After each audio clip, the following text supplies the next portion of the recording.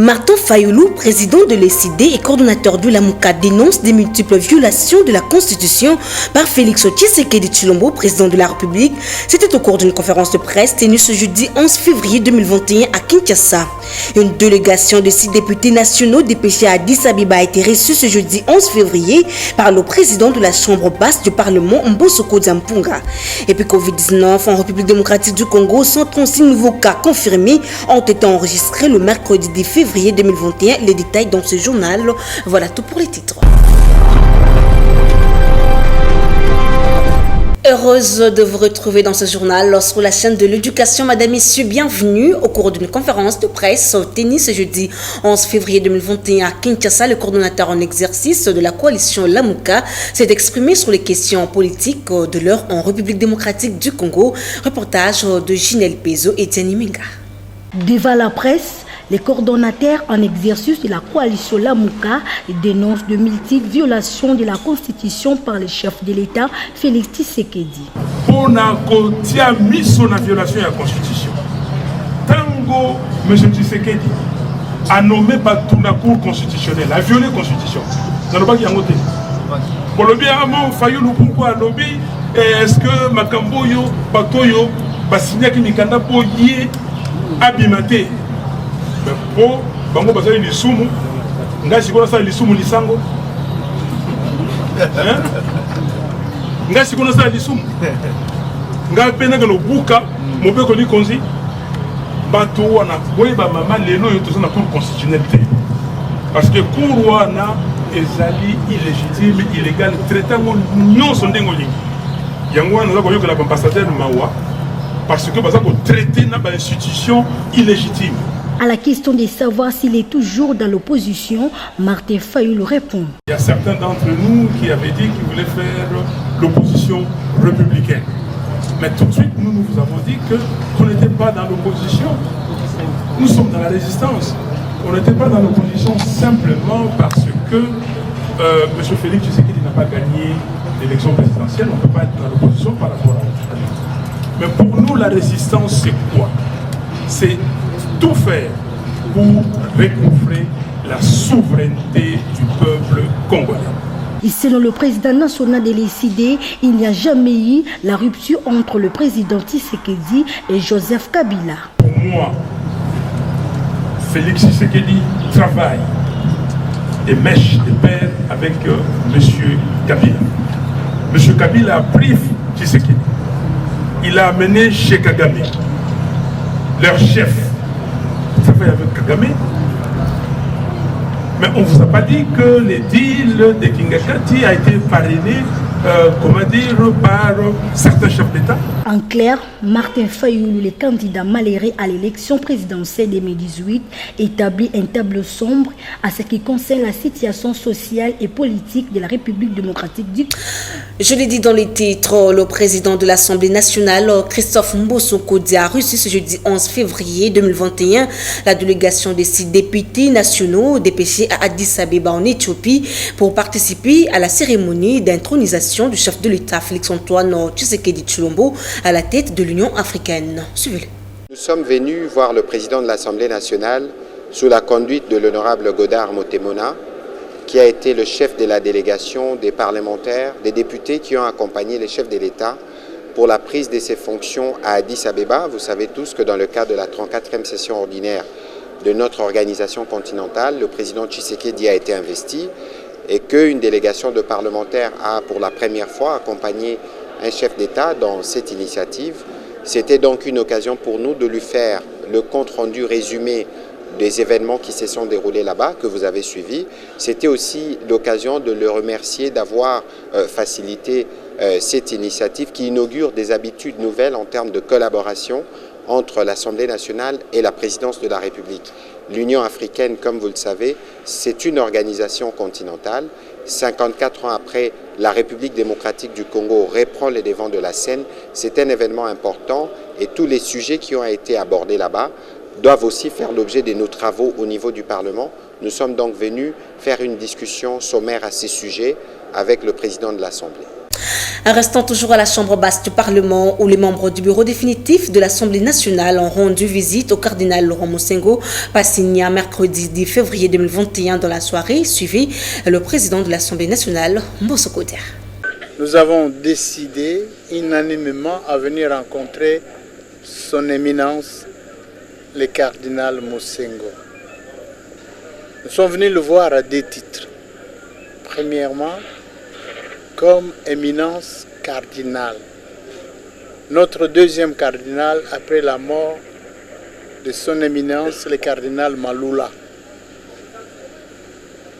Il est une fierté pour notre pays. C'est un grand honneur pour la République démocratique du Congo. Il a assumé de hautes charges pour l'Église catholique dans ce pays. Il a contribué en tant que cardinal à beaucoup de développement, de règlement de conflits. Il a formé notre jeunesse, il nous a même formés nous-mêmes, il nous a encadrés. À cet égard, nous avons l'obligation, au nom du peuple congolais et au nom de l'ensemble des députés de la République démocratique du Congo, de venir lui rendre cet hommage, de venir nous présenter auprès de lui pour obtenir sa bénédiction, pour lui demander en tant que prince de l'Église de prier pour le pays, de prier pour l'Assemblée nationale. Nous sommes venus le voir également en 2 titres. 2e titre en tant qu'ancien président de l'Assemblée nationale. Il a dirigé cette institution à un moment crucial de l'histoire de notre pays. Et il a conduit à un bon port. Il a une grande expérience, une expérience riche à partager avec nous. Nous sommes venus lui demander ses conseils. Et nous sommes venus de lui dire que durant notre mandat, il sera associé à tous les débats. Nous l'informerons de tous les grands débats qui se dérouleront à l'Assemblée nationale et nous demanderons sa contribution de la manière que lui-même connaît que nous-mêmes. Et nous resterons avec lui en contact permanent. Donc c'est notre évêque. Nous sommes fiers de lui. C'est un honneur qui a été fait par l'Église catholique aux chrétiens catholiques, au peuple congolais. Et nous devons lui manifester cette reconnaissance pour cet honneur-là qui a été rendu à travers lui à notre pays. De la chambre basse à la chambre haute du Parlement, le sénateur Ogi Ilunga Chivwila de l'Union sacrée de la Nation pense que la sagesse et le respect des lois du pays vont l'emporter lors des élections du bureau définitif de la chambre haute du Parlement en lieu et place des contestations partisanes. Suivez le sénateur Ogi Ilunga, l'élu de la RDT, au micro de John Eli Mboui.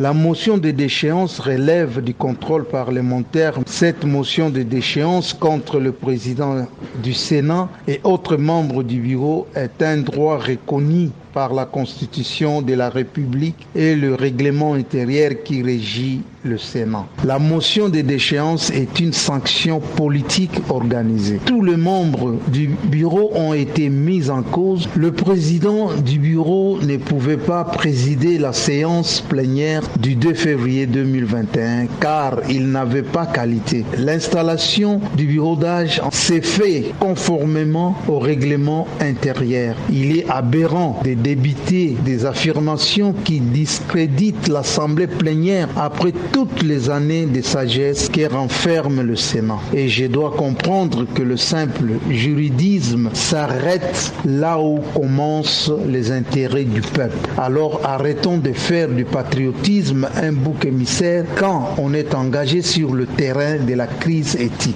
C'est au peuple et à l'opinion d'apprécier. Le Sénat est l'école de la sagesse et de la modestie. Donc aucun triomphalisme ni acharnement contre les membres du bureau, mais c'est le peuple d'abord qui gagne. L'actuel régime est dans la logique des pluralités des pensées, l'instauration d'un état de droit caractérisé par la liberté de penser demeure un droit fondamental à tous. Telle est la vision du président de la République et chef de l'État, Félix Antoine Tshisekedi Tshilombo. Le régime de la pensée unique est révolu avec le MPR et le régime passé. Il s'agit là d'une intention qu'on tente de prêter quant aux luttes contre les antivaleurs et les compromissions. Concernant la violation de la Constitution par le chef de l'État, nous en avons marre de cette fausse rhétorique. Si il y a violation de la Constitution, l'organe compétent pour constater cela est la Cour constitutionnelle. En conclusion, en tant que sénateur,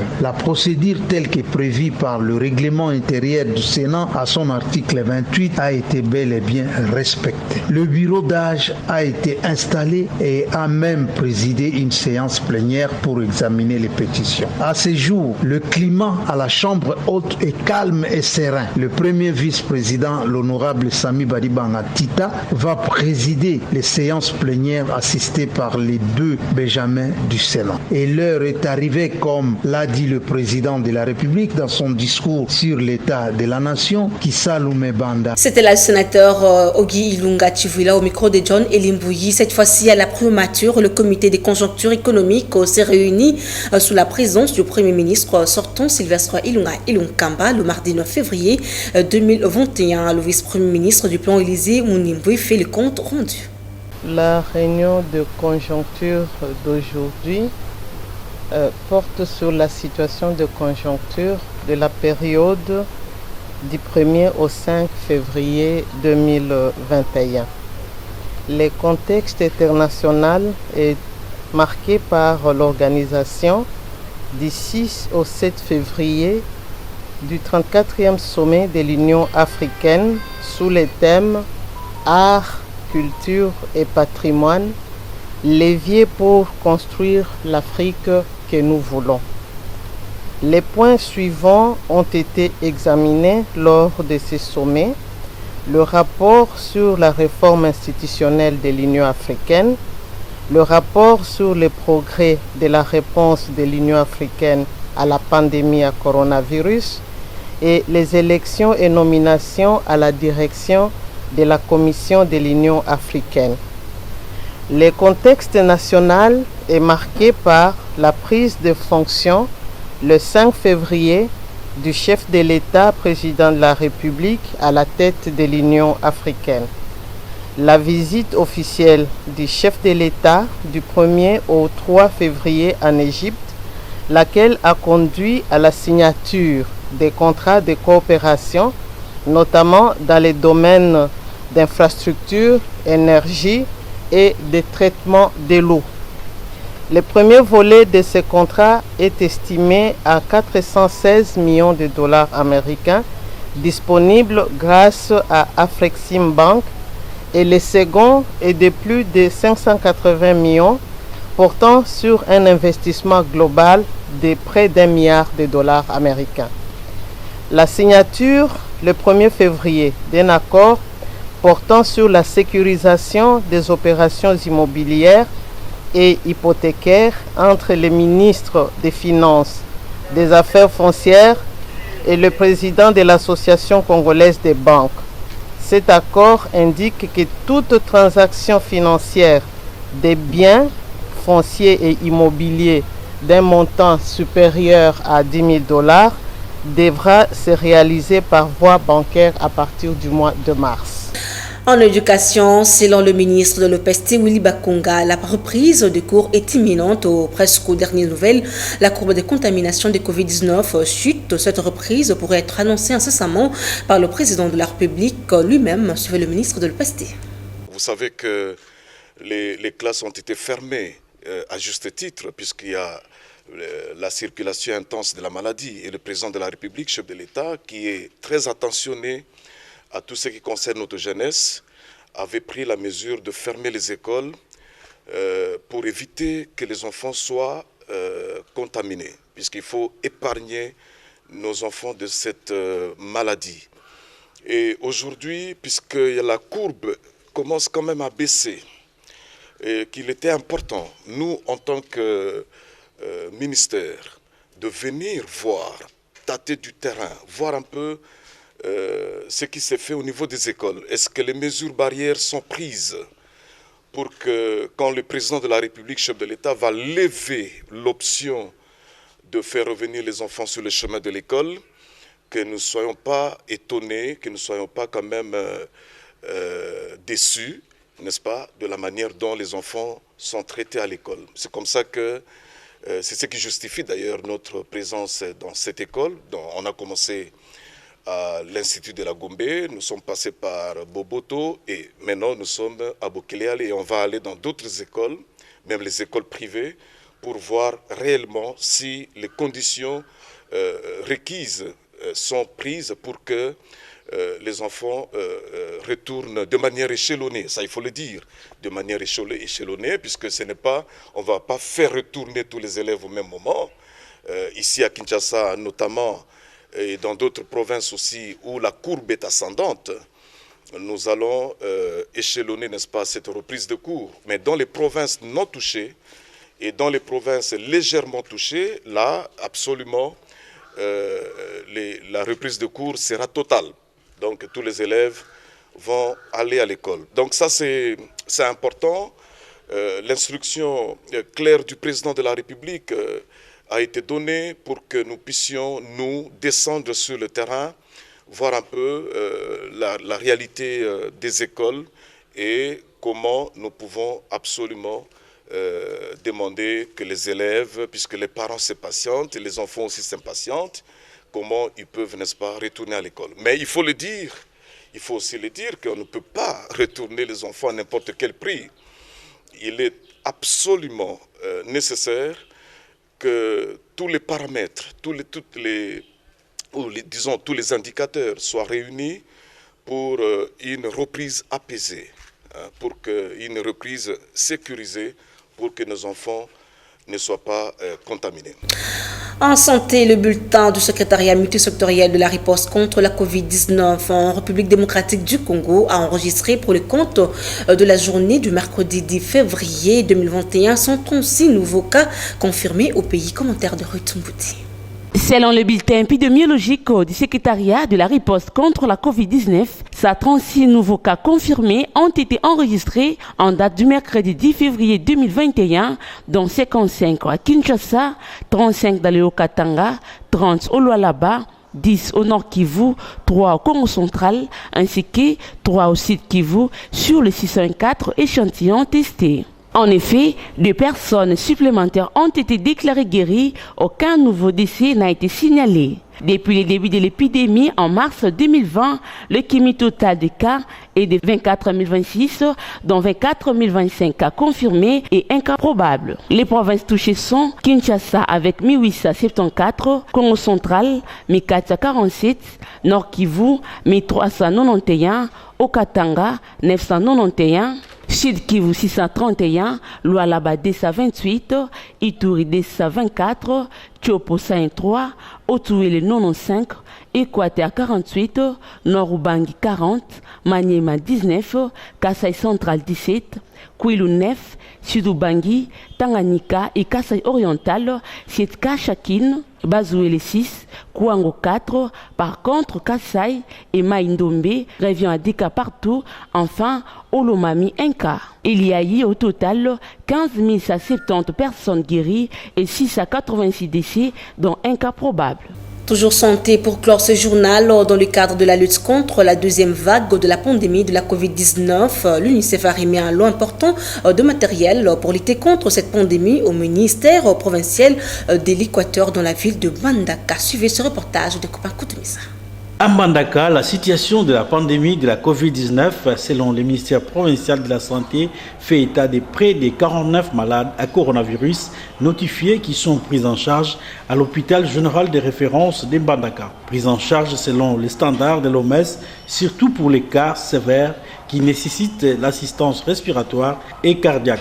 L'UNICEF, dans le cadre du projet PDS, a doté l'hôpital des références de Mbandaka et d'autres structures sanitaires des provinces de Tchouapa et du Sud Ubangi un lot de matériels médicaux composés de respirateurs et autres. Ces équipements ont été réceptionnés par le ministre provincial de santé de l'Équateur auprès du représentant du chef du bureau UNICEF Équateur. À son tour, le ministre de la Santé provincial a remis symboliquement au chef de division de santé.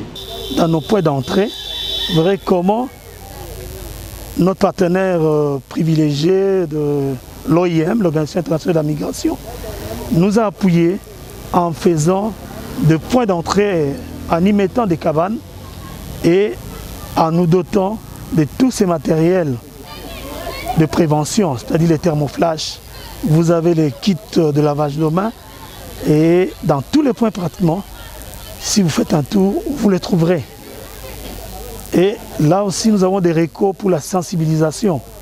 Il y a les gens qui sont munis de mégaphones qui, à chaque arrivée, on prélève la température et on lance des mesures à respecter. C'est-à-dire, quelqu'un qui n'a pas de port de masque, on lui demande d'emporter. Donc voilà un peu avec la collaboration de l'OIM, nous avons doté la plupart de nos points d'entrée, c'est-à-dire nos ports, des cabanes pour la protection, la prévention. Comme vous venez de le dire, une province trop riveraine. Et là, c'est un grand parcours. C'est-à-dire qu'il y a des bateaux qui viennent par exemple de Kinshasa et on ne sait pas contrôler les passages ici. Il faut noter que l'autorité provinciale de la santé de l'Équateur a remercié l'UNICEF et le président de la République pour leur soutien dans la lutte contre la pandémie de la Covid-19 dans leur province. Ainsi s'achève cette édition du journal. Vous nous avez pris en cours de diffusion. Voici les rappels du titre. Martin Fayoulou, président de l'ECD, coordonnateur de l'AMUCA, dénonce des multiples violations de la Constitution par Félix Tshisekedi, président de la République. C'était au cours d'une conférence de presse tenue ce jeudi 11 février 2021 à Kinshasa. Une délégation des 6 députés nationaux dépêchés à Addis Abeba a été reçue ce jeudi 11 février par le président de la Chambre basse du Parlement, Bosoko Djamponga. Et puis Covid-19 en République démocratique du Congo, soit 36 nouveaux cas confirmés ont été enregistrés le mercredi 10 février 2021. Vous venez de suivre le détail dans cette grande édition du journal. C'était là le rappel des titres fin complètement de cette édition du journal dont la chefferie a été assumée par Junior Twendele. Un grand merci à toute l'équipe technique, rédactionnelle. Derrière la caméra, c'était Delphin Tundula Gila Mayamba, Christian Odo, Chardel Tseka. Merci de votre fidélité. Retrouvez Ruth Tsumboudi pour la grande édition du soir demain. Au revoir.